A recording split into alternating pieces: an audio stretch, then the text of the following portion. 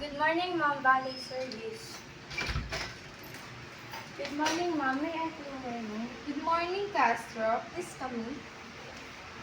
Thank you, Ma'am. How was your sleep last night, Ma'am? Good. I sleep well maybe because I am very tired from my long trip. Do you have your breakfast for today, Ma'am? Not yet? Would you like me to order you a breakfast, Ma'am? No, thank you. I have a breakfast meeting with a friend, maybe a black coffee with cream will do. Okay, Ma'am, for a moment.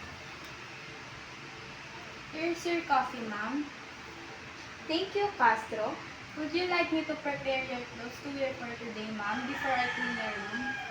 Yes, please. Iron my printed red dress, the pink long sleeve for my conference meeting with a gray pencil skirt and include to shine my red and black shoes.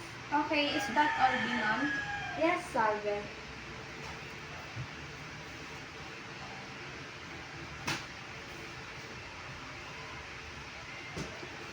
Ma'am, I am done with your clothes and shoes. Would you like me to clean your room now?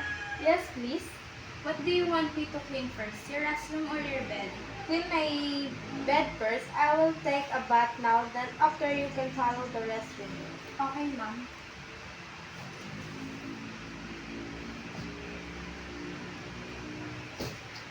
I am done cleaning your room, Ma'am. Is there anything else I can do to assist you? Maybe you'll come back later after an hour. I will just prepare myself for the meeting and then you can come back for my laundry. I will just put it in the basket.